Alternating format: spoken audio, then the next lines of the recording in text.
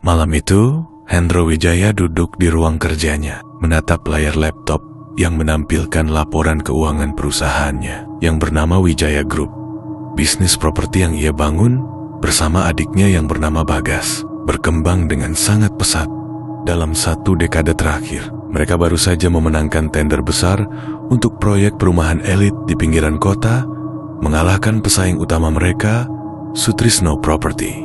Kemenangan ini seharusnya menjadi momen kebanggaan. Namun, Hendro merasa ada sesuatu yang mengganjal. Sudah beberapa minggu terakhir, ia menerima telepon dan pesan ancaman dari nomor tak dikenal. Isinya selalu sama, jangan terlalu rakus, atau keluargamu yang akan menanggung akibatnya.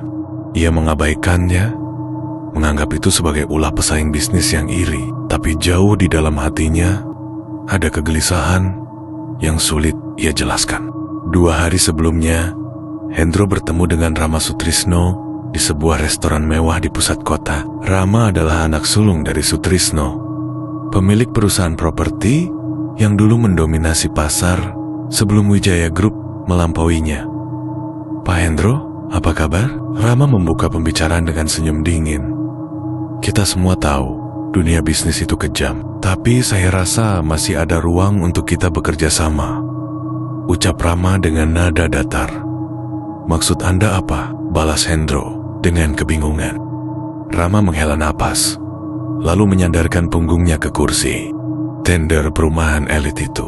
Anda tahu bahwa perusahaan kami juga mengincarnya. Ayah saya sangat berharap bisa mendapat proyek itu. Tapi, Anda yang menang. Bagaimana kalau kita bekerja sama? Hendro sudah menduga arah pembicaraan ini. Ia menatap tajam pria berusia 30-an itu. Kami memenangkan tender secara adil. Jika perusahaan Anda ingin proyek lain, masih banyak peluang lain di luar sana. Dengan adil, Rama terkekeh, tapi matanya penuh amarah. Jangan naif, Pak Hendro.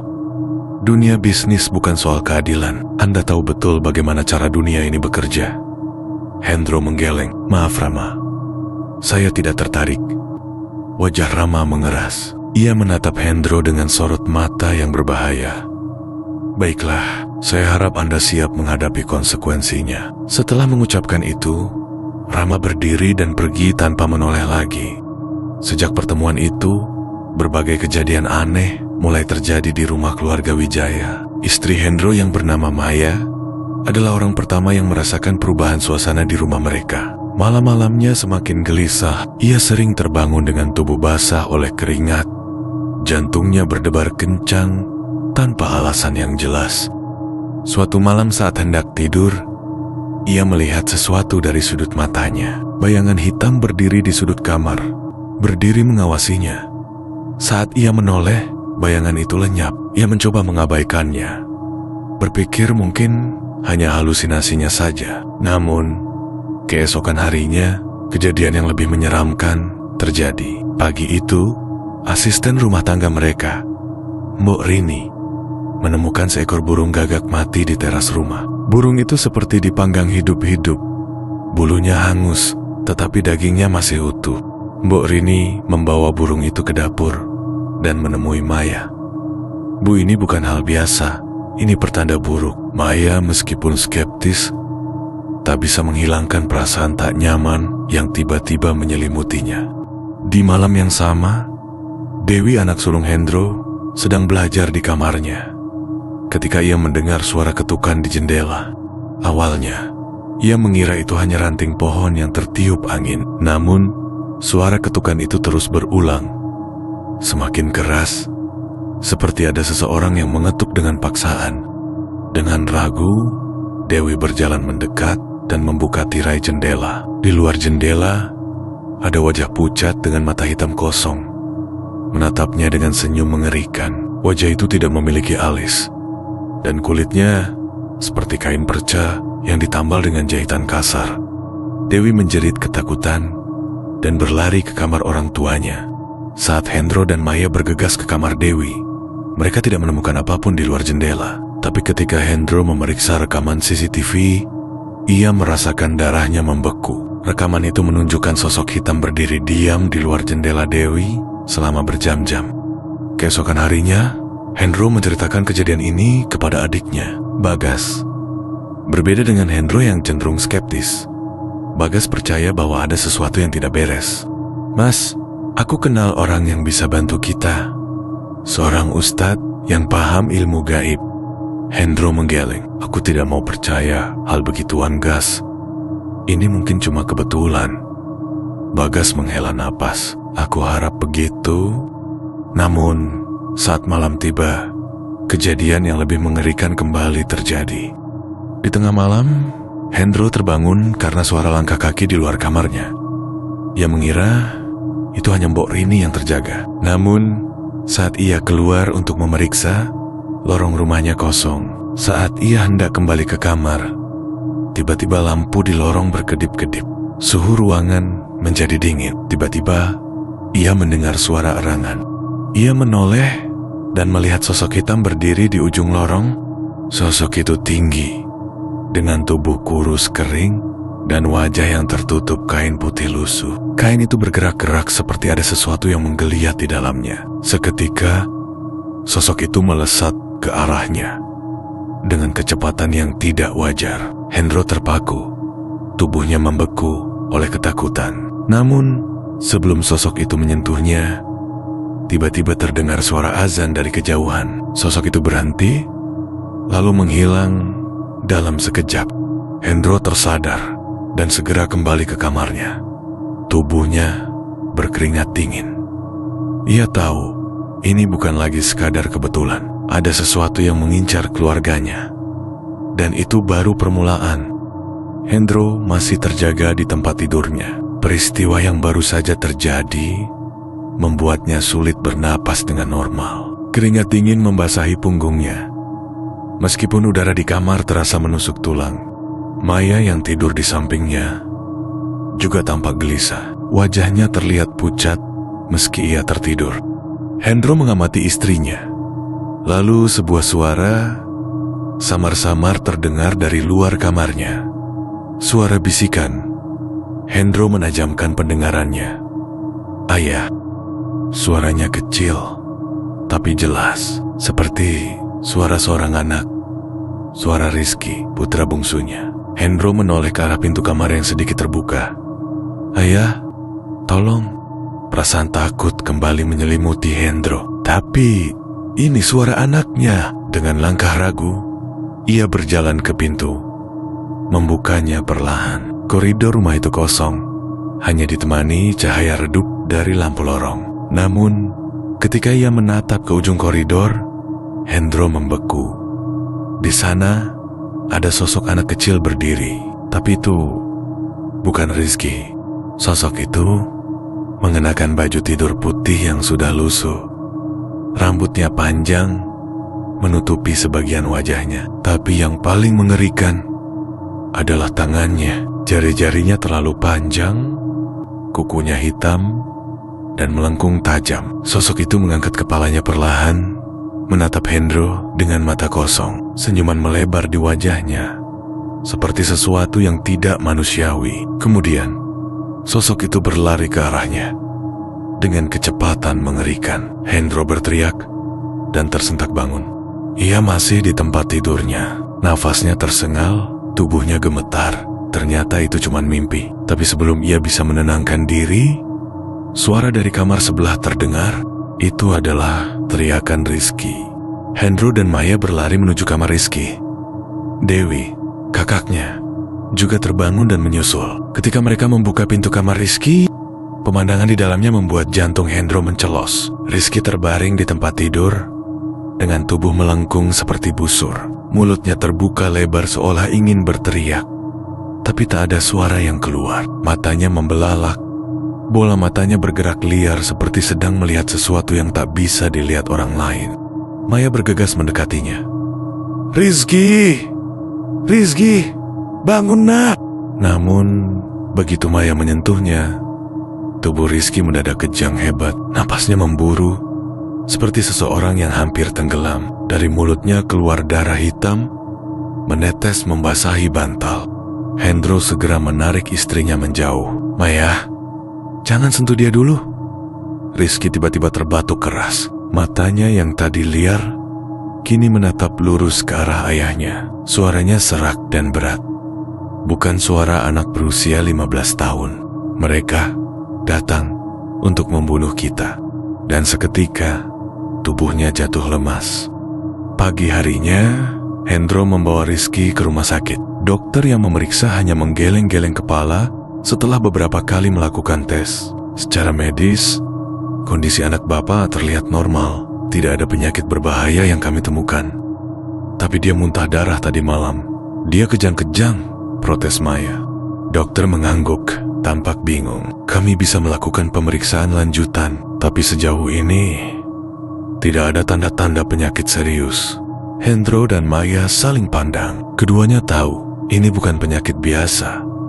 Mereka membawa Rizky pulang. Namun, saat melewati koridor rumah sakit, Hendro merasakan sesuatu yang aneh. Seorang wanita tua yang sedang duduk di kursi roda menatap mereka dengan pandangan tajam. Mata wanita itu terlihat kosong, tapi ada sesuatu yang mengerikan di dalamnya. Tiba-tiba, wanita tua itu berbisik, "Santet sudah mengalir dalam darah anakmu." Tubuh Hendro merinding. Ia menoleh untuk memastikan, tapi wanita itu sudah menundukkan kepala. Perawat yang berdiri di sampingnya tersenyum ramah. "Maaf pak, ibu ini sudah sepuh dan suka ngomong yang tidak-tidak." Namun, Hendro tidak bisa menghilangkan firasat buruk itu. Malam itu, kondisi Rizky semakin memburuk. Ia mulai mengigau dalam tidurnya, menyebut-nyebut nama seseorang.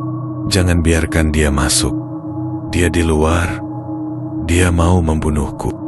Hendro tidak bisa tidur. Pikirannya terus dihantui oleh ucapan wanita di rumah sakit dan kondisi anaknya yang semakin parah. Pukul 2,45 dini hari, suara aneh terdengar dari luar rumah. Bunyi seperti kuku yang mencakar-cakar dinding. Hendro berjalan ke jendela dan mengintip keluar. Di bawah pohon mangga, ada sesosok wanita berambut panjang berdiri diam. Tubuhnya kaku, wajahnya tertutup bayangan. Namun, suara tawa kecil terdengar dari arah sosok itu. Hendro merasa seluruh tubuhnya membeku. Sosok itu tiba-tiba menoleh cepat, menatapnya lurus dengan mata kosong dan senyuman mengerikan. Kemudian, sosok itu menghilang begitu saja. Saat Hendro berbalik, dadanya hampir meledak karena terkejut. Maya sudah berdiri di belakangnya dengan wajah ketakutan. "Kamu juga melihatnya?" tanya Maya dengan suara gemetar. Hendro mengangguk. Keduanya kembali ke kamar Rizky. Namun, saat mereka masuk, mereka menemukan sesuatu yang lebih mengerikan. Di dinding kamar Rizky, ada bekas cakaran panjang, dan di lantai, ada tanah yang berserakan. Di tengah tanah itu, ada sehelai rambut panjang yang masih berlumuran darah. Malam itu, Hendro sadar mereka sedang berhadapan dengan sesuatu yang jauh lebih berbahaya dari sekadar gangguan biasa. Mereka sedang diteror oleh santet yang mematikan. Dan itu baru permulaan. Malam itu, setelah menemukan tanah kuburan dan rambut berlumuran darah di kamar Rizky, Hendro dan Maya tidak bisa tidur. Mereka duduk di ruang tamu, menunggu fajar dengan rasa waspada. Dewi dan Rizky juga tidak berani kembali ke kamar mereka. Dewi menempel di sofa dengan mata terjaga. Sementara Rizky, meskipun masih demam, tertidur dengan gelisah di pangkuan ibunya. Angin malam berembus melalui celah jendela. Lalu, sesuatu berubah. Maya merasakan aroma menyengat, menyeruak di udara. Bau busuk, seperti daging yang sudah membusuk selama berhari-hari. Ia langsung menutup hidung, menoleh ke arah Hendro. "Kamu cium bau ini?" bisiknya. Hendro mengangguk, wajahnya tegang. Bau bangkai. Dewi yang mendengar itu ikut terjaga. Mereka menelusuri sumber bau itu. Hendro berjalan ke dapur, membuka satu persatu lemari dan laci. Tidak ada yang aneh. Ia berjalan ke ruang makan, ke koridor, hingga akhirnya ke belakang rumah. Saat itulah ia melihatnya. Di teras belakang, tepat di bawah pohon mangga, ada sebuah kepala ayam hitam yang sudah membusuk. Di sekelilingnya, ada darah kering yang membentuk pola lingkaran dengan simbol aneh di tengahnya. Dan yang paling mengerikan, darah itu masih segar. Hendro menelan ludah, lalu mundur perlahan. Namun, sebelum ia bisa bergerak lebih jauh, terdengar suara-suara langkah kaki dari dalam rumah. Langkah kaki yang berat, lambat, dan seolah menyeret sesuatu. Hendro buru-buru masuk kembali. Saat ia tiba di ruang tamu, Maya, Dewi, dan Rizky menatapnya dengan wajah ketakutan. "Kamu dengar itu?" bisik Maya. Hendro mengangguk. Ia menoleh ke arah lorong rumah yang mengarah ke kamar mereka. Lorong itu gelap, tapi terdengar jelas suara langkah kaki mendekat. Salah satu pintu kamar terbuka perlahan dengan bunyi berdecit. Lalu, pintu kamar Rizky tiba-tiba tertutup keras. Rizky yang masih setengah sadar mulai menggigil. Tubuhnya gemetar hebat. Dewi mulai menangis ketakutan. "Ayah, kita harus pergi dari rumah ini." Namun sebelum mereka bisa bergerak, suara itu datang lagi. Bukan suara langkah kaki, tapi suara bisikan. Bisikan itu terdengar dari segala arah. Dari kamar, dari langit-langit, dari sudut ruangan. "Kalian akan mati. Satu persatu." Maya memeluk Rizky erat-erat. Hendro menguatkan diri dan berjalan ke lorong, berniat untuk membuka pintu kamar Rizky. Namun begitu ia mencapai pegangan pintu itu tiba-tiba terbuka sendiri. Di dalam kamar, tidak ada siapa-siapa, tapi di kasur Rizky, ada bekas jejak tangan hitam yang tampak seperti terbakar di atas spray putihnya. Setelah kejadian itu, Hendro memutuskan untuk membiarkan semua lampu di rumah tetap menyala. Mereka berkumpul di ruang tengah. Tidak ada yang berani kembali ke kamar masing-masing. Malam terasa sangat panjang saat itu. Ketika jarum jam menunjukkan pukul 4 dini hari, Dewi yang duduk di sofa mendadak merasa dadanya sesak. "Ayah, aku susah napas," bisiknya dengan suara gemetar. Hendro langsung menghampiri. "Kamu kenapa, nak?" Dewi memegangi dadanya. Wajahnya mulai memerah. Tiba-tiba, ia membuka mulutnya lebar-lebar, seolah ada sesuatu yang ingin keluar. Lalu, dari mulut Dewi keluar banyak belatung hidup. Maya menjerit. Hendro langsung memegangi tubuh putrinya yang kejang-kejang. Sementara, belatung-belatung putih itu berjatuhan ke lantai. Beberapa masih menggeliat di lidah dan giginya sebelum akhirnya jatuh dengan suara menjijikkan. Rizky menangis ketakutan. Maya memeluknya erat. Sementara Hendro mencoba menenangkan Dewi. Dewi tiba-tiba berhenti kejang. Matanya yang tadi normal, kini berubah hitam pekat. Ia menatap ayahnya, lalu tersenyum. Tapi bukan senyum Dewi. Itu senyum seseorang, atau sesuatu yang bukan dirinya. "Hendro, kau akan mati sebentar lagi." Suara yang keluar dari mulut Dewi bukan suaranya. Suara itu berat, serak, dan penuh kebencian. Hendro terdiam, merasakan kakinya lemas. Lalu, tiba-tiba, tubuh Dewi ambruk ke sofa. Dia pingsan. Belatung-belatung di lantai mendadak menghilang begitu saja, seolah semuanya hanya ilusi. Maya menangis dan langsung memeluk Dewi yang kini tak sadarkan diri. Rizky menggigil ketakutan, dan Hendro tahu bahwa mereka tidak bisa tinggal diam lagi. Pagi harinya sebelum matahari terbit, Hendro menelepon Bagas. "Gas, kita harus bicara." Bagas, yang sudah mendengar kabar tentang keanehan yang terjadi, langsung datang ke rumah Hendro 1 jam kemudian. Wajahnya tegang saat melihat kondisi keluarga kakaknya. "Kamu harus panggil Ustadz Rahman," kata Bagas. Hendro mengangguk. Kini, ia tidak bisa menyangkal lagi bahwa ini bukan kejadian biasa. Bagas mengeluarkan ponselnya dan menghubungi seseorang. Tak lama kemudian, ia menoleh ke arah Hendro. "Ustadz Rahman akan datang malam ini." Namun, sebelum Hendro bisa merasa lega, sesuatu yang lebih buruk terjadi. Mbok Rini ditemukan tergeletak di dapur. Mata perempuan tua itu melotot ke atas, mulutnya terbuka lebar, dan di sekeliling tubuhnya ada ular hitam kecil yang keluar dari sela-sela jarinya. Suasana di rumah keluarga Wijaya mendadak menjadi lebih mencekam. Kematian Mbok Rini di dapur bukan hanya sebuah tragedi, tapi sebuah peringatan. Maya berteriak saat melihat tubuh perempuan tua itu terbujur kaku di lantai dapur. Ular hitam kecil yang keluar dari sela-sela jarinya masih bergerak-gerak, seakan mencari jalan keluar. Hendro segera menarik Maya ke belakang, menjauhkannya dari tubuh Mbok Rini yang terlihat aneh. Bagas yang baru saja datang langsung mendekati jasad itu. Wajahnya pucat. "Mas, ini bukan kematian biasa." Hendro mengangguk, napasnya berat. "Aku tahu, tak ingin membuang waktu." Bagas menghubungi seorang kenalannya di kepolisian agar jasad Mbok Rini bisa segera dievakuasi. Namun, bahkan sebelum polisi tiba, sesuatu yang ganjil terjadi. Tubuh Mbok Rini yang awalnya kaku tiba-tiba bergerak sedikit. Maya menjerit. Dewi dan Rizky langsung bersembunyi di belakangnya. Tangan Mbok Rini perlahan terangkat.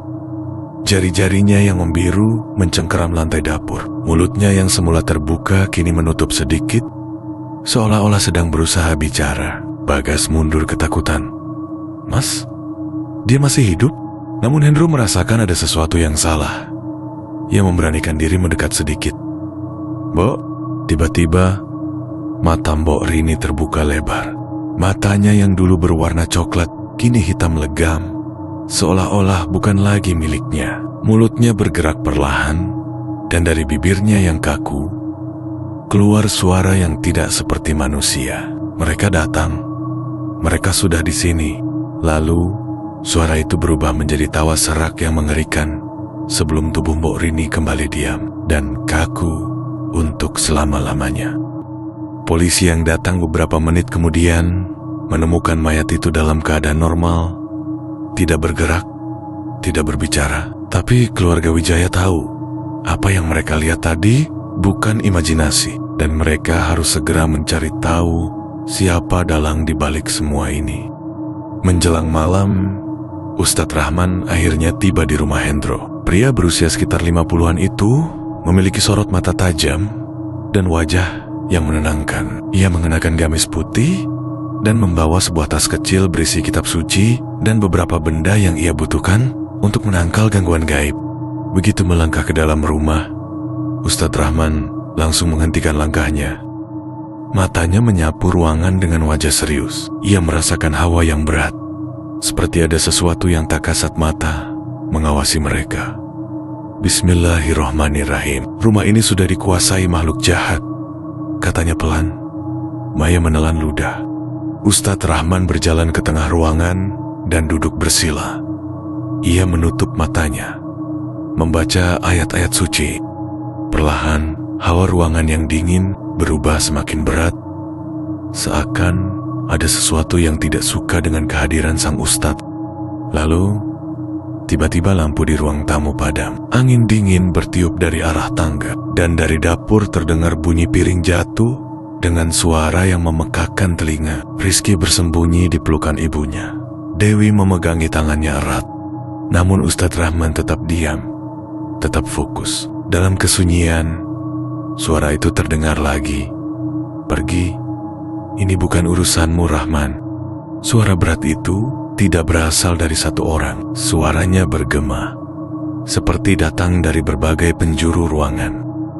Hendro dan Bagas saling berpandangan dengan wajah ngeri. Namun Ustadz Rahman tidak gentar. Ia membuka matanya dan menatap Hendro. "Pak Hendro, saya harus tahu siapa yang mungkin membenci keluarga Anda."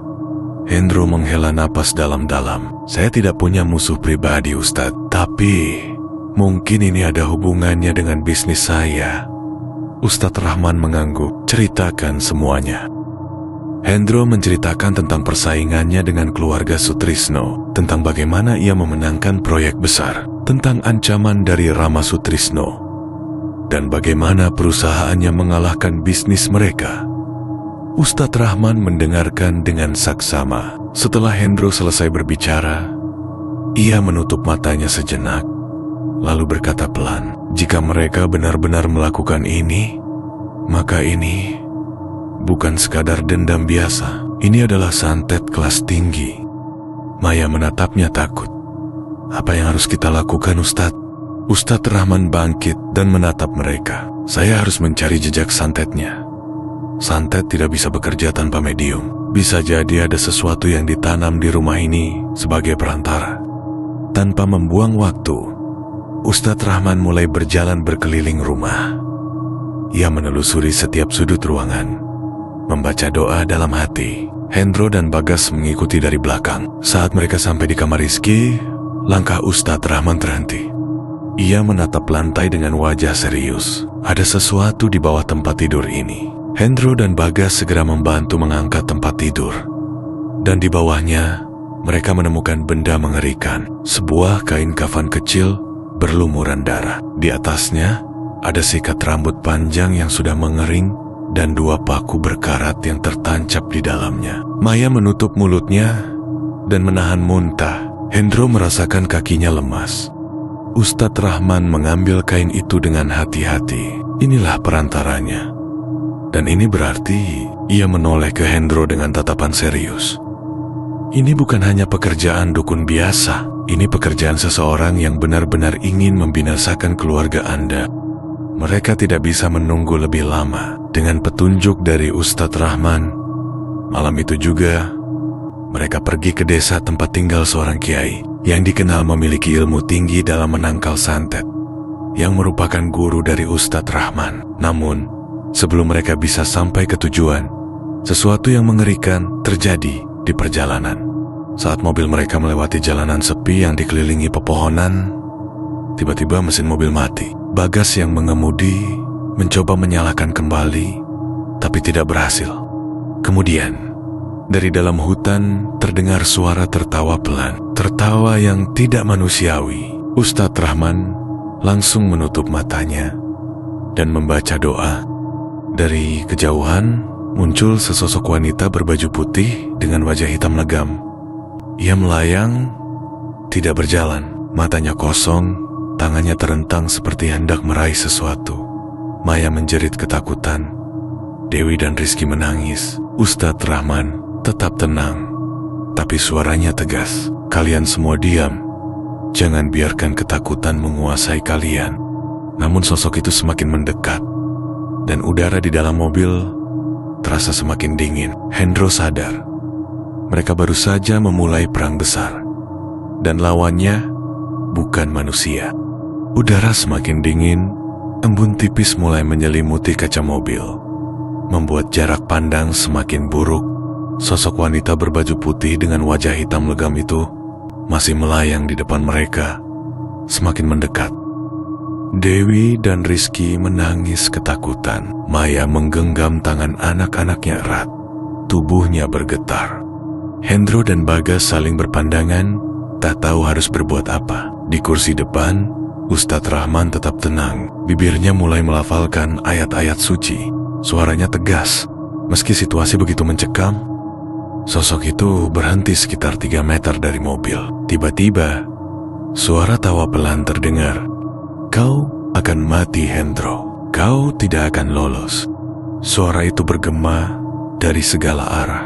Tidak berasal dari sosok yang melayang di depan mereka. Suaranya seperti datang dari udara itu sendiri. Kemudian, tanpa peringatan mobil mereka berguncang keras. Seolah ada sesuatu yang menghantam bagian belakang dengan kekuatan besar. Bagas mencoba menyalakan mesin mobil, tapi sia-sia. Starter mobil hanya berbunyi lirih, lalu mati total. Kita harus keluar dari sini, kata Hendro panik. Tunggu, mereka sedang mencoba menjebak kita. Ustadz Rahman membuka matanya. Tiba-tiba, suara-suara langkah kaki menyeret terdengar dari luar mobil. Perlahan, sosok wanita hitam legam itu mulai bergerak. Kali ini, bukan melayang, tapi berjalan dengan cara yang mengerikan. Setiap langkahnya disertai suara tulang patah, tangannya yang panjang terjulur, kukunya hitam dan tajam, sementara wajahnya perlahan meregang seperti kain yang ditarik dari 2 sisi. Rizky menutup matanya.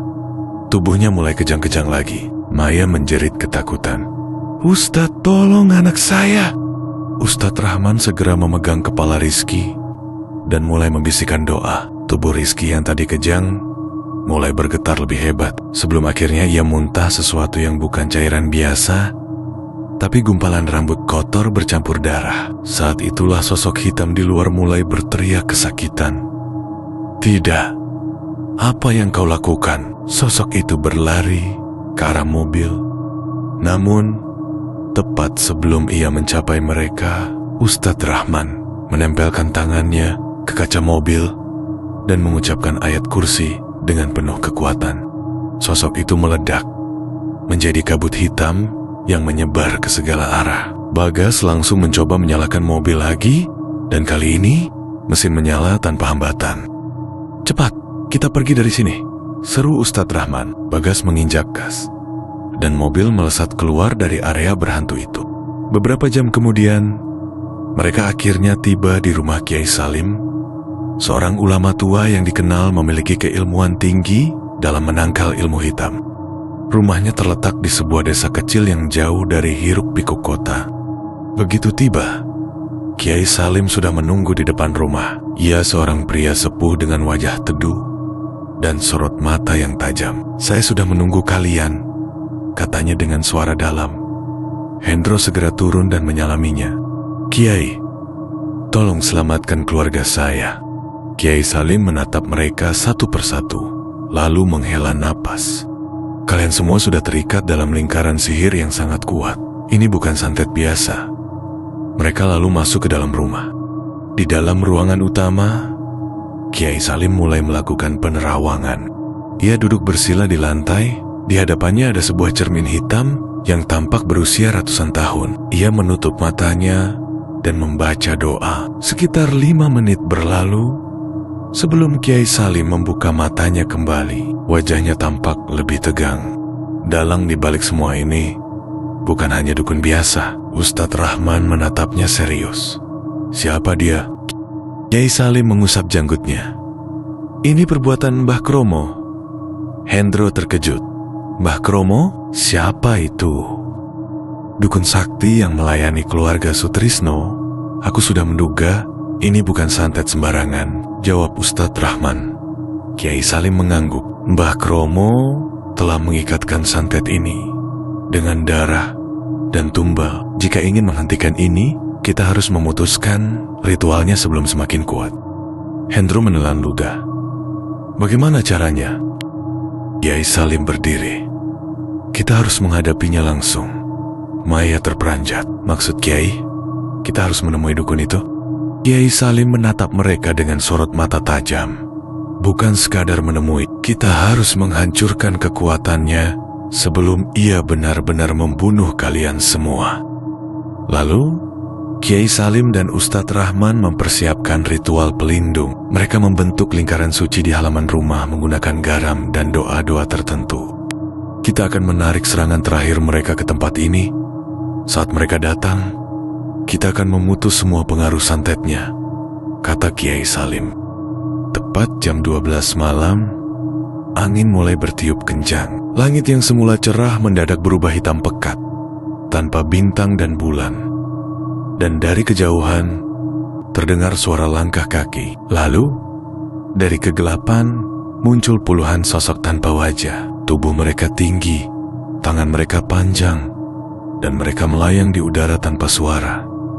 Di belakang mereka, muncul Mbah Kromo. Ia adalah pria tua dengan mata merah menyala, mengenakan jubah hitam panjang. Ia tertawa pelan. Suaranya bergema di seluruh halaman. "Kalian pikir bisa menghentikanku?" katanya sambil tersenyum menyeramkan. Kiai Salim berdiri tegak. "Atas izin Allah, kejahatanmu akan berakhir malam ini." Mbah Kromo mengangkat tangannya, dan makhluk-makhluk tanpa wajah itu langsung menyerang. Ustadz Rahman dan Kiai Salim membaca ayat-ayat suci, menciptakan barisan cahaya pelindung di sekitar mereka. Makhluk-makhluk itu berteriak kesakitan saat terkena doa-doa tersebut. Tubuh mereka mulai meleleh seperti lilin yang terbakar. Namun, Mbah Kromo tidak tinggal diam. Ia menggerakkan tangannya, dan tanah di bawah mereka mulai retak. Dari dalam tanah yang mereka muncul tangan-tangan hitam yang mencoba menarik mereka masuk. Maya dan anak-anak menjerit ketakutan. Hendro dan Bagas berusaha melindungi mereka. Namun, di saat genting, Kiai Salim menarik sebuah benda pusaka dari sakunya. Pusaka itu adalah keris emas berukuran kecil. Ia menatap Mbah Kromo dan berkata, "Inilah akhir dari kejahatanmu." Lalu, dengan kekuatan penuh, ia melemparkan keris emas itu ke jantung Mbah Kromo. Keris emas itu melesat cepat dan tepat menghunjam dada Mbah Kromo. Seketika tubuh lelaki tua itu terpental ke belakang, menghantam tanah dengan keras. Asap hitam mengepul dari luka di dadanya, dan suara raungan makhluk-makhluk tak kasat mata terdengar menyayat langit malam. Makhluk-makhluk tanpa wajah yang sebelumnya menyerang keluarga Wijaya seketika berjatuhan satu persatu. Tubuh mereka menghitam, meronta-ronta sebelum lenyap seperti abu tertiup angin. Hendro dan Maya masih menggenggam erat anak-anak mereka, sementara Bagas berdiri di samping Ustadz Rahman dan Kiai Salim, siap menghadapi kemungkinan terburuk. Namun, meskipun luka di dadanya mengeluarkan asap dan bau menyengat, Mbah Kromo belum mati. Dengan susah payah, ia merangkak bangkit. Nafasnya tersengal-sengal, wajahnya penuh amarah. "Kalian tidak akan bisa menghentikan aku." Suaranya terdengar lebih parau dan penuh kebencian. Kiai Salim tetap berdiri tegak. "Kau sudah kalah, Kromo. Santet yang kau kirim telah terputus, dan sekarang saatnya dikembalikan kepadamu." Mbah Kromo tertawa sinis, meskipun tubuhnya gemetar. "Tidak semudah itu. Aku masih punya kekuatan terakhir." Ia mengangkat tangannya yang gemetar, lalu menggenggam sesuatu di balik jubahnya. Dari sana, ia mengeluarkan sebuah boneka jerami kecil penuh dengan paku dan lilitan benang hitam. "Kalian ingin mengembalikan santetku? Aku akan membunuh kalian sebelum itu terjadi." Ia meremas boneka itu dengan kuat. Tiba-tiba tubuh Kiai Salim tersentak. Dari mulutnya keluar darah hitam. Tubuhnya bergetar, seperti ada sesuatu yang menikamnya dari dalam. Ustadz Rahman bergegas menghampiri Kiai Salim yang hampir roboh. Namun Kiai Salim mengangkat tangannya, memberi isyarat agar tak ada yang mendekat. Meskipun tubuhnya gemetar, ia tetap berdiri. Tidak ada yang bisa melawan kehendak Allah. Suaranya lemah, tapi penuh keyakinan. Lalu, dengan segenap tenaga yang tersisa, ia mengangkat tangannya dan menunjuk ke arah Mbah Kromo. Dari tanah di sekitar mereka, angin berputar semakin kencang. Dedaunan kering beterbangan. Suara gemuruh terdengar dari kejauhan. Langit yang semula pekat kini mulai tampak kilatan petir berwarna keemasan. Mbah Kromo tampak panik. Ia menggenggam bonekanya lebih erat, berusaha melakukan serangan lain. Namun sebelum ia sempat melakukan apapun, suara dentuman keras mengguncang tanah. Mbah Kromo berteriak kesakitan. Dari dadanya, keris emas tadi mulai menyala terang, dan seketika tubuhnya mulai menghitam. Tidak ada lagi darah, tidak ada lagi luka terbuka. Yang ada hanyalah tubuhnya yang perlahan berubah menjadi abu. Mulai dari dadanya, menyebar ke seluruh tubuh. Matanya yang semula penuh kebencian kini melebar ketakutan. "Tidak, tidak!" Dan dalam hitungan detik, Mbah Kromo lenyap, menghilang dalam kepulan asap hitam pekat. Setelah tubuh Mbah Kromo musnah, suasana tiba-tiba menjadi hening. Angin berhenti berhembus. Suara makhluk-makhluk gaib yang tadinya meraung menghilang begitu saja. Namun, ini belum selesai. Ustadz Rahman mengangkat kepalanya dan menatap langit. Sekarang saatnya santet ini dikembalikan kepada mereka yang mengirimnya. Kiai Salim, meskipun masih lemah, mengangguk dan mengangkat kedua tangannya. "Ya Allah, sebagaimana mereka mengirimkan kejahatan kepada yang tak bersalah, maka kembalikanlah segala keburukan ini kepada mereka yang layak menerimanya." Begitu doa itu selesai, kilatan petir menyambar langit dengan ganasnya. Di saat yang sama, di rumah keluarga Sutrisno, Rama Sutrisno sedang duduk di ruang tamu bersama ayahnya. Mereka tampak santai, tidak menyadari apa yang akan terjadi. Namun tiba-tiba, Rama merasa tubuhnya panas. Ia terbatuk keras. lalu terhuyung ke belakang. "Ada apa denganmu?" tanya Sutrisno mendekati anaknya. Namun, begitu ia melihat wajah Rama, matanya melebar ketakutan. Dari hidung dan mulut Rama keluar belatung hidup. Matanya yang semula hitam kini berubah merah darah, dan urat-urat di lehernya tampak menonjol seperti hampir meledak. Rama menjerit kesakitan, meronta-ronta di lantai.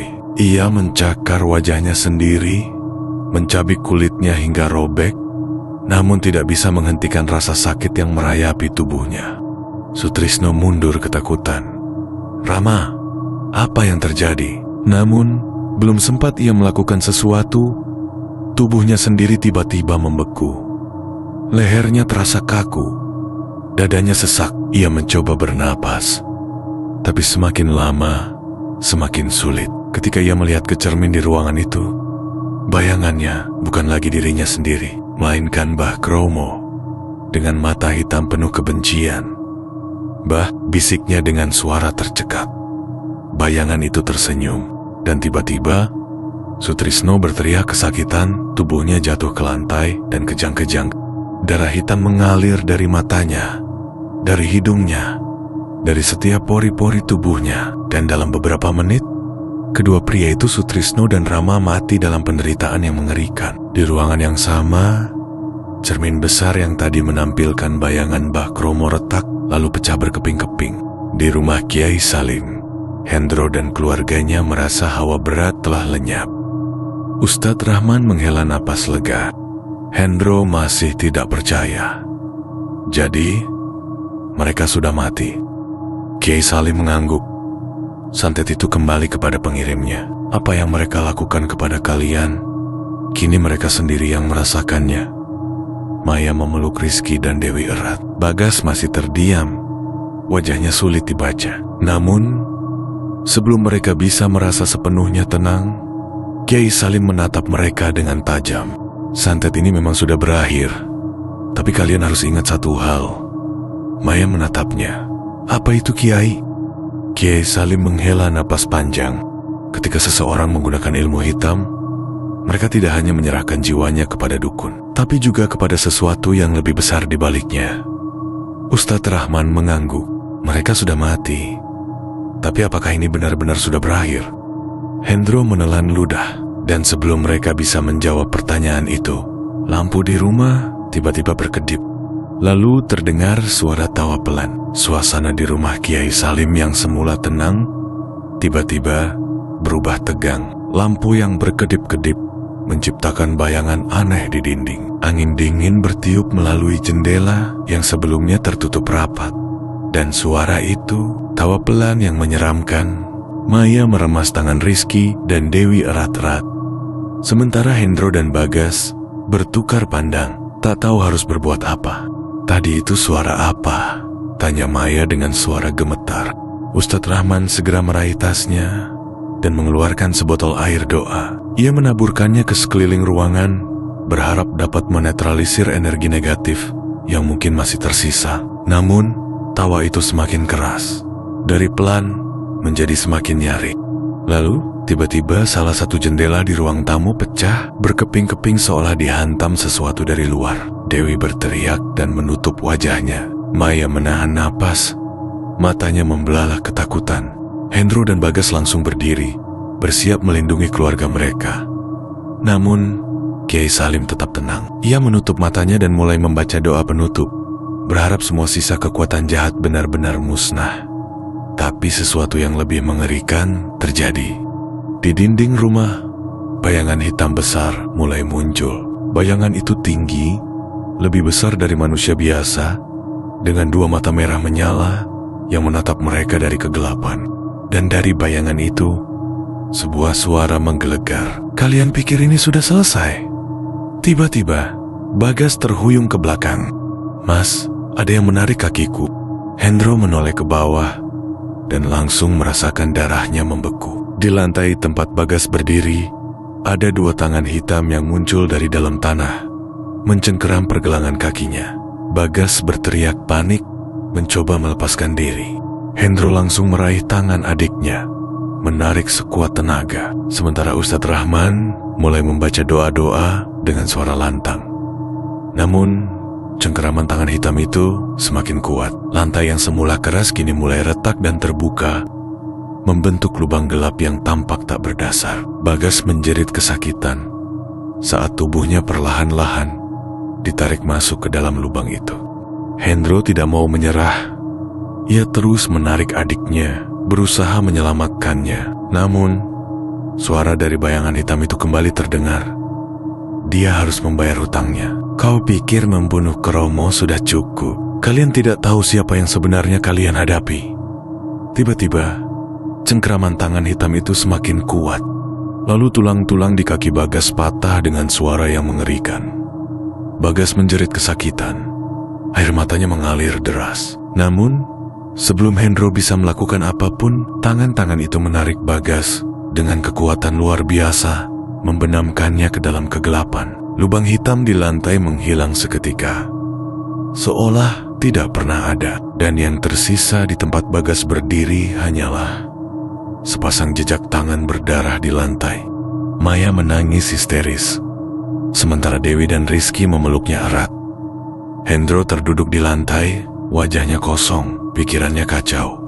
Adiknya baru saja ditelan oleh kegelapan, dan ia tidak bisa berbuat apa-apa. Kiai Salim dan Ustadz Rahman tetap membaca doa-doa, berusaha mengusir sisa-sisa kekuatan jahat yang masih mengintai. Namun, bayangan hitam besar itu masih ada di dinding. Mata merahnya menatap mereka dengan kebencian mendalam. Mata merahnya menatap mereka dengan kebencian mendalam. Lalu, dengan suara berbisik yang mengerikan, ia berkata, "Kalian boleh selamat kali ini, tapi aku akan kembali." Dan seketika, bayangan itu lenyap.